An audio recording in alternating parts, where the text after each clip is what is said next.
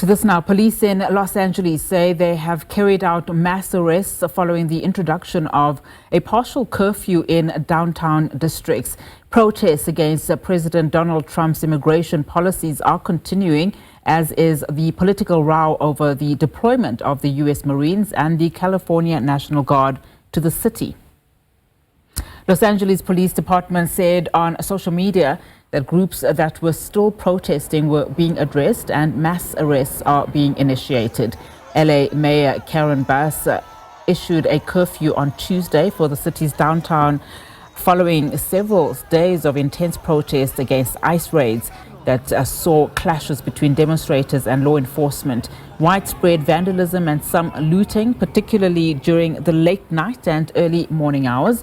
The curfew began at 8 p.m. on Tuesday and lasted until 6 a.m. today. Earlier on, police arrested another 197 people, more than double the total number of arrests to date. Meanwhile, California Governor Gavin Newsom condemned President Donald Trump's deployment of U.S. Marines and National Guard troops to Los Angeles, calling it a reckless escalation that has deepened tensions in the city. All right, so joining us now is a senior research fellow and director at Afrasid, Thembisa Fakude, as we look at the LA protests as well as other international stories making headlines today. Thembisa, very good afternoon to you and thank you so much for your time. So let's look at then what's happening in the U.S. I mean, the deployment of the U.S. Marines as well as the California National Guard to the city has been blamed to an extent as being responsible for escalating matters and, of course, clashes with ICE. I mean, the governor of California, as we've been saying, has even labeled that decision as Trump's brazen abuse of power. Give us your observations of these sweeping protests and, fundamentally, Trump's immigration policies. Well, important is that Trump has, of course, undermined the federal powers, as Governor Newsom has said, by deploying the national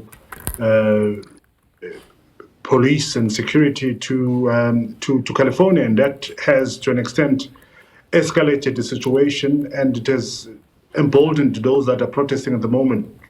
Unfortunately, of course, there's been destruction of property, and that, to an extent, has led to many, even those who supported the protesters, to criticize the protesters for the continuing destruction of property. But having said that, I think the protests are likely to continue. There is, notwithstanding, large undocumented and illegal immigrants in California. And California is known, particularly Los Angeles, is known for protests, not only this time around involving people from various countries in Latin America, mainly the Mexicans, but we've had a lot of other protests in the past involving African Americans. So the state is used to these kind of protests, and one would have expected that by now you'll have had an experience and how the security apparatus in that part of the world deal with protests. But alas, what we see at the moment is chaos and continuing violation and mass arrests, and other people are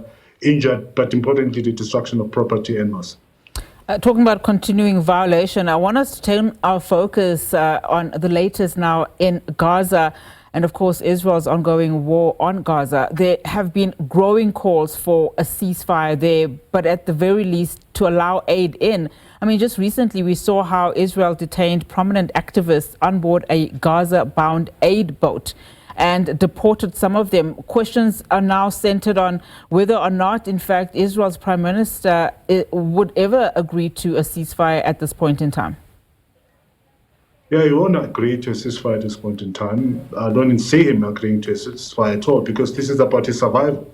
What he wants to do, he wants to expand this war into Iran. We know that he's been planning to attack Iran, and Israel has violated every single rule that existed in international law. We've seen a repeated killing of civilians queuing for food in Gaza and in other various places in Gaza. So Benjamin Netanyahu is not really interested in ceasefire. He knows, of course, that when ceasefire does occur and there's a semblance of peace in Palestine and in Israel, he is likely to face political challenges, including the possibility of him going to jail. But internationally, there's been a lot of calls and people are recording these violations.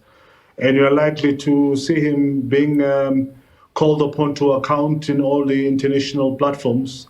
And if you get a government that's going to be supportive of an international law and a rule of law, you are likely to have Benjamin Netanyahu facing prison time inside Israel. How likely are we to see a conversation around this particular matter at the G7 this weekend? You're likely, but it's also likely to be muted depending who's going to be there. I don't think G20 will want to cloud the other agenda that they have.